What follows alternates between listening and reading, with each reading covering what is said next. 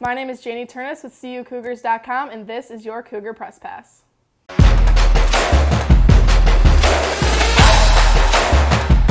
The women's tennis team traveled to Alverno College on Tuesday for a NAC matchup. The Cougars dominated the afternoon, defeating the Inferno in a 9-0 sweep for their second win of the season. The Cougars began the day winning their first point thanks to the duo of Amelia Engelman and Camilla Giza, winning 8-2. They were not the only duo with impressive performances. Jessica Parker and Mackenzie Strawlin were victorious 8-1. Fellow teammates Tatiana Overton and Amira Shakur closed the doubles competition with another 8-1 win. On the singles side of things, Engelman, Overton, Parker, Giza, and Demi Presto Martin all defeated their opponents. The Cougars will look to make it 2 consecutive conference wins as they travel back to Wisconsin to play Edgewood College on Wednesday, October 4th at 4:30 p.m.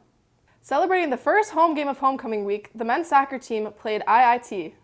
The Cougars were able to connect on 2 incredible plays, but the Scarlet Hawks would end up taking the win 3-2.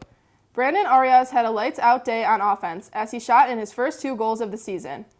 On Sunday, they took on the Green Knights of St. Norbert College in the second game of a doubleheader with the women's team. They ultimately fell short 6-0. Kyle Schultz grabbed 8 saves on the day. They look to turn things around on Wednesday as they travel to Marian University at 7 p.m. The women's soccer team headed to IIT to play the Scarlet Hawks. Allie Brown and Megan Wilkinson McQuaid recorded the only 2 shots of the game.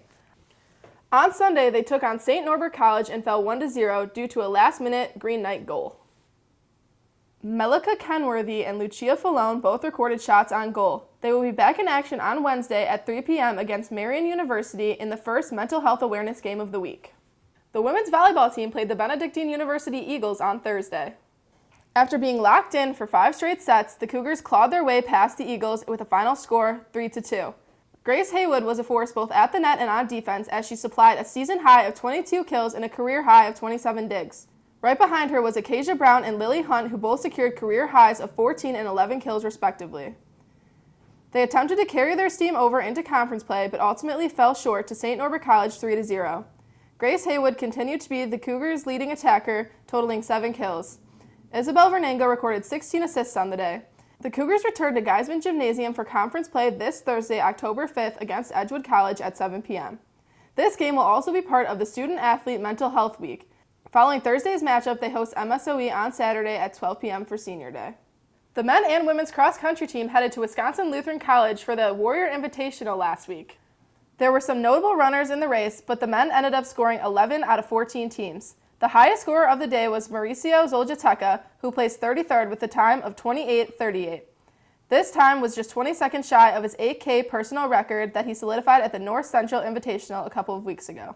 The women's cross-country team was ready to battle at Wisconsin Lutheran College. The Cougars had some high finishes and placed 5th out of 11 teams.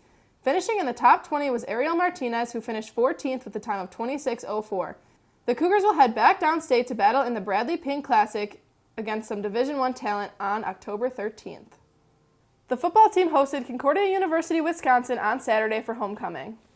Despite the ample number of points, the offense was not enough as the Cougars fell to the Falcons 57-42.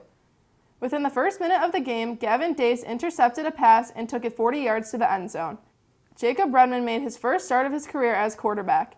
Redmond finished the afternoon 15 for 21 for 248 yards and 3 touchdowns. The second touchdown for the Cougars came from Blake Henson, who showed off his speed in a 15-yard carry. Jace Levi was electric with the ball in his hands, hauling in 5 passes for 95 yards and a score off of a 72-yard pass from Redmond. Devin Bledsoe came up big in the red zone, reeling in 2 touchdown passes. Jerron Brown received the bulk of the carries. Brown rushed the ball 22 times for 95 yards in the final CUC touchdown. The Cougars will not be traveling far as the team is set to host Aurora University this Saturday for the Hlinskys Hope Mental Health Awareness Game. Kickoff is set for 1 p.m. Coverage for all of our games can be found at CUCougars.com/coverage. I'm Janie Turnus, and this has been your Cougar Press Pass.